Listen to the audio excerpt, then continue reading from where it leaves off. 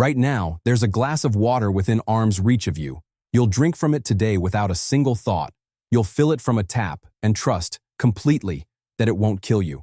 But you've been told a story, that for hundreds of years, your ancestors couldn't do this. That medieval people never drank water because water was death, and beer was the only thing keeping them alive. It's one of the most repeated facts about the Middle Ages, and it's a lie. Let's start with the story you've heard, because you've definitely heard it. It goes like this. Medieval Europe was filthy. The rivers were open sewers. The wells were poisoned with disease. So everyone, men, women, even children, drank beer and wine instead, from morning to night, because alcohol was the only safe liquid on Earth. A whole continent, mildly drunk for 1,000 years, just to survive. It's a great story. It's in textbooks. Serious historians have repeated it without blinking. It shows up in documentaries, in novels, in pub trivia. And here's the strange part. When food historian Jim Chevallier went looking for the original evidence behind this settled fact, he found something that shouldn't be possible for something everyone knows is true. There wasn't any. No medieval writer ever says, don't drink the water, drink beer instead. Not one. The idea is so accepted today that scholars simply repeated each other generation after generation, and nobody ever traced it back to a source, because there is no source. What the records actually show is the opposite. All through the medieval era, there are casual, offhand mentions of people drinking water, not as a desperate last resort, just drinking it. In the 6th century, the Gallo-Roman bishop Gregory of Tours writes about a traveler who stops at a village and asks for a cup of water. No drama, no warning, just a thirsty man asking for water and getting it. Gregory mentions a deeply religious boy who drank mostly water, as many devout people did. He describes the marks worn into a riverbank where a hermit had knelt, again and again, to drink straight from the stream.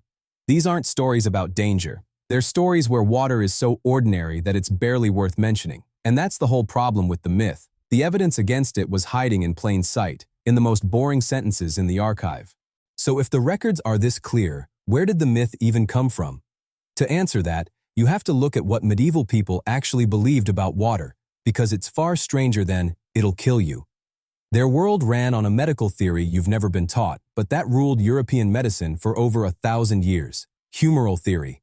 The idea that your body was governed by 4 fluids, blood, phlegm, yellow bile, black bile, and that everything you ate or drank was hot, cold, wet, or dry. Health was balance, sickness was imbalance, and water, in this system, was classified as cold and wet. This is the key that unlocks everything. Doctors didn't warn against water because of germs. Nobody had any concept of germs for another 600 years. They worried about water because they thought it could throw your internal temperature out of balance. The 2nd century physician Galen, whose writings medieval doctors treated almost like scripture, did not tell people to avoid water. In fact, he said people with hot temperaments should drink more water than wine, precisely because water was cold and would cool them down. Some doctors, like the medieval physician Arnold of Villanova, advised against drinking water with meals, not because it was poison, but because they believed cold water would slow digestion. Which, stripped of the humoral language, isn't even that far from advice you'll still hear today. And here's the detail that should make the whole myth collapse. Medieval writers laid out careful instructions on how to tell good water from bad. Clear, cold, without odor. That was good water, safe to drink. Cloudy or foul-smelling water, they said, should be avoided, and some even recommended boiling it first if it smelled off. Stop and think about what that means. You don't write a guide on how to choose good water if you believe all water is deadly. You write it because drinking water is a normal daily thing and you want to do it well. These people weren't avoiding water. They were connoisseurs of it. So the picture flips entirely. Medieval people had relatively easy access to fresh water, and they drank plenty of it. Rivers, rainwater, melted snow, springs, and wells. In towns, this was taken seriously as infrastructure. Cities built conduits, systems that moved water from a clean spring outside the walls into public cisterns where anyone could collect it. London had one. Tradesmen whose work fouled water, like tanners turning hides into leather, could be fined heavily for polluting the town's supply. Read that again. There were laws protecting drinking water and penalties for ruining it. That is not a society that had given up on water and switched to beer. That's a society that understood clean water mattered and tried, with the tools it had, to keep it clean. So if water was everywhere and people drank it freely, then why is the beer part of the story also true? Because they really did drink a staggering amount of beer. Here's where it gets interesting, because the myth took a real fact and bolted on a false reason. Medieval people did drink enormous quantities of ale. In parts of England, the daily allowance could run to a gallon a day per person. That's real. But they didn't drink it to escape the water. They drank it for reasons that have nothing to do with fear. First, calories. Most of this everyday ale was what's called small beer. Weak, barely alcoholic, brewed from grain. For a laborer burning thousands of calories, swinging a scythe or hauling stone, a mug of small beer was liquid bread. Carbohydrates, a little protein, energy you could drink. Water gives you nothing. Ale gives you fuel. Second, taste and pleasure. Water, as one historian dryly put it, is relatively tasteless. Given the choice between plain water and a sweet, grainy, faintly buzzy ale, most people pick the ale, for exactly the reason you'd pick a soda over tap water today. That's not survival, that's preference. Third, status and sociability. Wine, especially, was a marker of wealth and a center of social life. Sharing a drink was how you marked a deal, a feast, a holy day. And fourth, there were real exceptions, and the myth feeds on them. A 15th-century Italian writer warned pregnant women to drink wine instead of the local water, claiming the water was bad for the unborn child.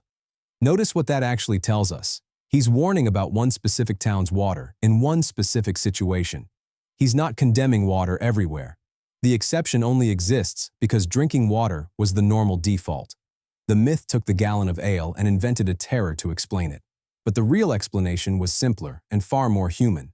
They drank it because it fed them, because it tasted better, and because they liked it. So why does the myth survive if the truth is this clear? Because of a quirk in the records. Medieval people rarely wrote lovingly about water, and why would they? You don't write poetry about the thing you drink when there's nothing better around.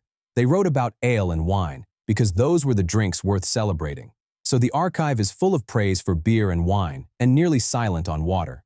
Centuries later, people read that silence backwards. They saw 1,000 mentions of ale and almost none of water, and concluded, they must not have drunk water. But silence isn't absence. They didn't write about water for the same reason you've never posted online about a glass of tap water. It was simply too ordinary to mention. And this is where the story stops being about the Middle Ages and starts being about you. Because you do the exact same thing, right now. Think about what fills your feed, your conversations, your photos, the craft coffee, the wine you chose for dinner, the drink with the umbrella in it on holiday.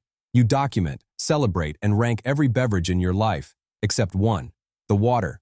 The water is invisible. It's the background of your existence, too plain to photograph, too ordinary to mention. In 1,000 years, if someone dug up only your most memorable records, your reviews, your photos, your celebrations, they might conclude that you too never drank water, that you survived on oat milk lattes and natural wine. They'd be just as wrong, for exactly the same reason. The myth about medieval people isn't really a mistake about the past. It's a mistake about how humans remember anything. We record what we love.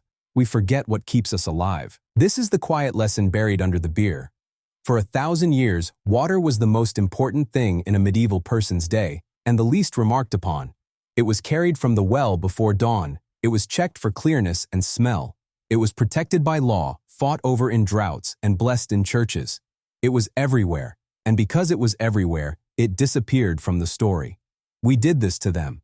We took the most basic universal act of being alive, drinking water, and erased it from their history because they didn't bother to brag about it. We replaced a real, careful relationship with water with a cartoon of drunk peasants too frightened to drink. The truth is less dramatic and far more human. They were people who knew good water from bad, who built systems to keep it clean, and who reached for a beer at the end of the day for the same reason you do. So look back at that glass of water near you. You'll drink it today and forget it instantly, just like they did. You'll never write about it, photograph it, or tell anyone it happened. And one day, that silence might convince someone you were never really there at all. Medieval people didn't avoid water. They drank it, judged it, protected it, and then forgot to mention it, because the things that keep us alive are almost never the things we talk about. You didn't inherit a fear of water from them. You inherited something quieter, the habit of overlooking the one thing you can't live without. They drank the water and said nothing. So will you.